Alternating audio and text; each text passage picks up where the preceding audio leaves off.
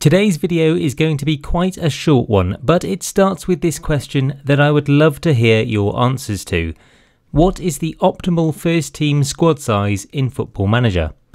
There are so many ways of looking at this, and I promise we're not going to waffle about all of them, but some key considerations we take into account when thinking about this question are A, your tactical approach, of course. If you're playing with 3 centre-backs instead of 2 in your formation, for example, then it's likely you're going to need at least 5, if not 6 in your full squad, to ensure that you have ample cover.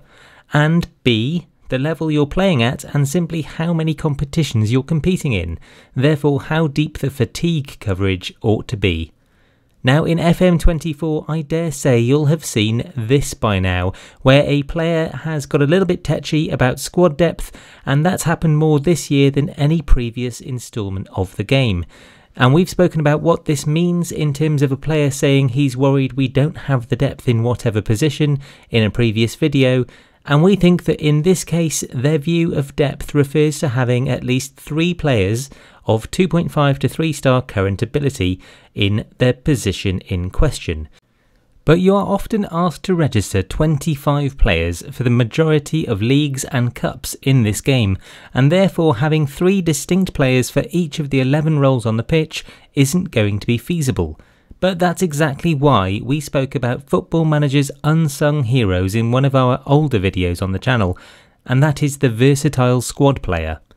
Having someone to add depth across any of the back 4 positions, or perhaps a midfielder that can also play out wide, is how you can get around that challenge of how your players might worry about the depth that you have in your squad. And that leads us into our opinion of what the optimal squad setup looks like.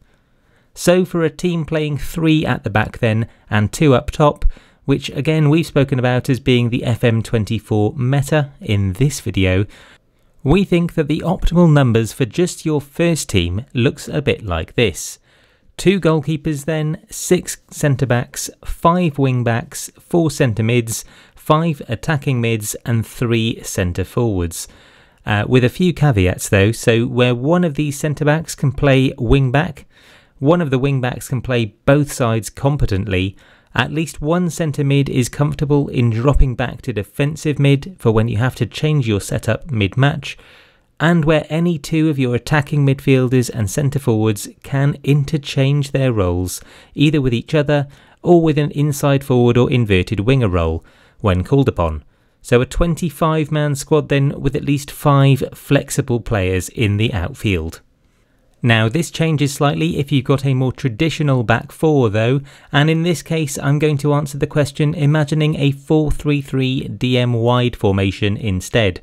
And in that I will have again 2 goalkeepers, 5 centre-backs, 5 wing-backs, 6 centre-mids, 5 wing forwards and then just the 2 up front. So it basically remains a 2x+1 rule with a little bit more coverage in the middle in this example, and the points on versatile players from our previous example very much still stand. And adding to both optimal setups 1 decent youngster for each key role called out here, you will get to a squad size of about 31. But then you'll have that all-important emergency cover, especially between the sticks, as goalkeepers are getting injured more and more in FM24, and it's always handy to have a 3rd in supply. Now, regardless of whether or not you agree with those 2 setups, I highly doubt that at the point in which I asked what you think the optimal squad size was, you said anything close to 46. And that is the current situation at Chelsea, with 1 week to go before the first squad registration deadline for the Premier League season comes into force. Now granted, a lot of these lots are youth prospects, doubtlessly destined for loan moves. There's still a lot of fat to trim with just 7 days before the kickoff of the 24-25 season though, and this summary from 90minutes.com doesn't even factor in Samu Omorodion nor Pedro Neto as new signings. Now these sorts of visualizations are often used on FM Twitter to showcase the strength of a club, but I have to say there's an awful lot of either unproven or otherwise just mediocre players on show here, And my slightly sad prediction for the season, as a rather deflated Chelsea fan, is that Arteta's Arsenal, who've gone with quality over quantity in recent transfer windows, will finish more than 25 points ahead of Chelsea this season, who are embarking on yet another tactical maiden voyage with their new manager, Enzo Maresca. If I'm brutally honest, the Chelsea recruitment circus has got to be the best example of what not to do in your summer rebuilds in FM.